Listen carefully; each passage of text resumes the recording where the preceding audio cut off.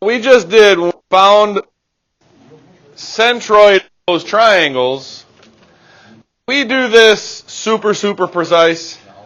No. I mean, we're pretty darn close. I mean, we're measuring the millimeters and we're doing as accurate as we can. Most groups looks like you actually were able to get the centroid.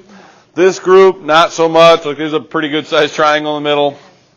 Now, if you do a pretty good job of this, this is not the most useful characteristic of a centroid. We'll talk about that in a second. But one of the cool characteristics of finding the centroid is if you take your pencil, and you can do it easily with the eraser side, or you could try it with the sharp point. If you put your point of your pencil at the centroid, you should be able to balance. Well, you're kind of leaning the pencil a little bit. The pencil doesn't matter.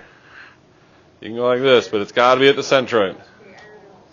It makes no difference of your pencil angle, but it should balance. Well, I'll do it the easy way. But it should balance. Try it. See if you can get yours to balance. The easy way is to use the eraser side. The hard way is to use the sharp point. But if you accurately found the centroid, it should balance. You did pretty accurate. Did you? Did it work? Yep. Wow. All right. It should work. No.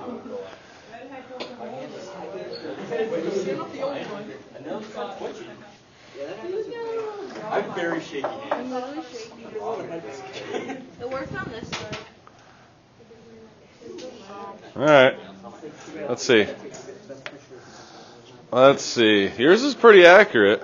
So if you put that right there. I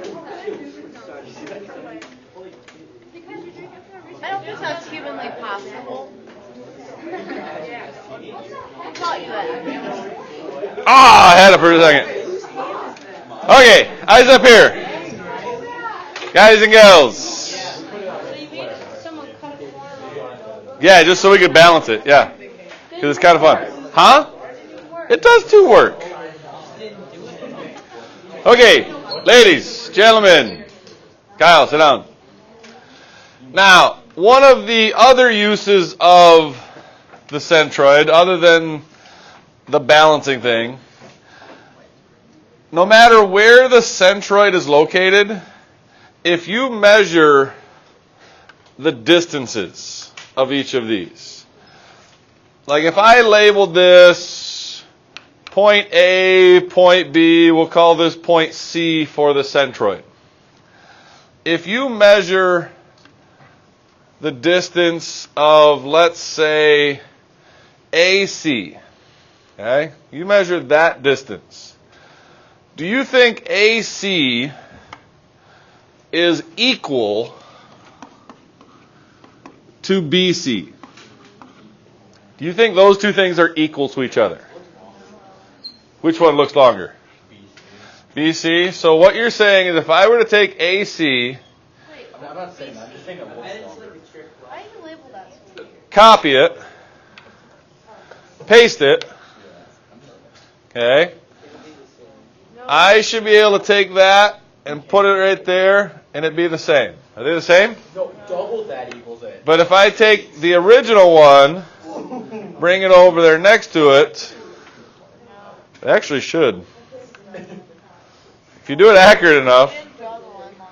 I didn't. Oh, it's because I didn't actually go to the centroid. I went to the part of my circle there. That's why. So what should happen is if you do this accurately,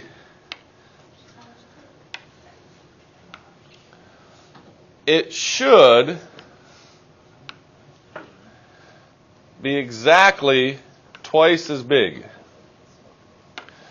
Which means if this measurement is 5, what's this measurement going to be? 10. Everybody open your books to page Just hang on to them for a minute. Page 339. 339. 339. It does work.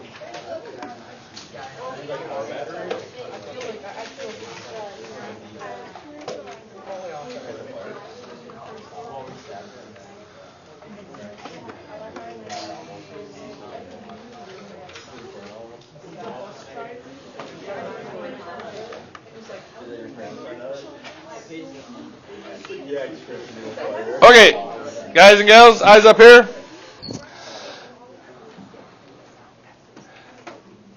They tell us in the directions that PF, so the distance from, P's in the middle, from here to here is 6. They also tell us the whole distance, A to D, that whole distance there is 15. In number 1, they want us to find PC. How big is this distance going to be? 12. Just double 6, right? Now, then they also want us to find AP. They want us to find this. Why do you say it's 10? There's a couple of different ways you can do this. Yes, one way to do this is you're basically looking for two numbers where one number is double the other, and they have to add up to 15, so 5 and 10, right? If you can't do it mentally, the easiest way to do this is, if this is x, we don't know what it is, but we set it equal to x, what does AP have to be then? If this is x, what's this part got to be? Or 2x? And then what do we know about the 2x and the x? They should add up to equal 15. What's 2x plus x? 3x. So, x equals 5, which means that side's 5, that side's 10. If I told you that BE is equal to 21, and I ask you to find PB, or PE, I want to find this. Well, easiest way to do that is I would set this equal to y, which means this is equal to 2y's. And what does y plus 2y have to equal? 21. So y plus 2y is 3y, which means y is 7. So this part's 7, that means this part is 14. Easy? That is true for every single centroid. The centroids,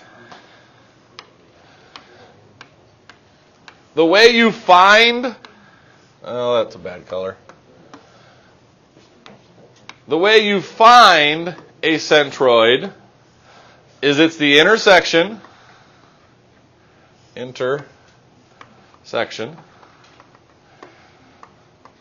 of the three medians. Okay?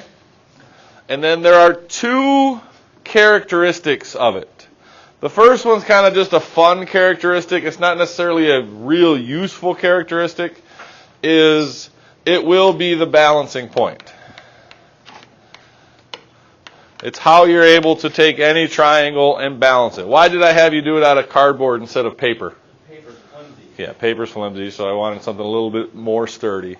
And if you do it accurately, it will work. No matter, and it really doesn't matter the angle of your pencil, the triangle should be able to be balanced. Okay?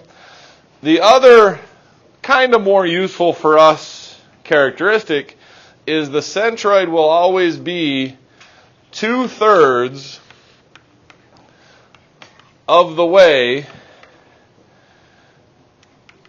to each vertex, which basically means this point is 2/3 of the way to that point. So it's 2/3 of the way to that point, it's 2/3 of the way to that point, and it's 2/3 of the way to that point. Make sense? Easy? Now, if I were to actually have you do a construction to find it, do we kind of already have a way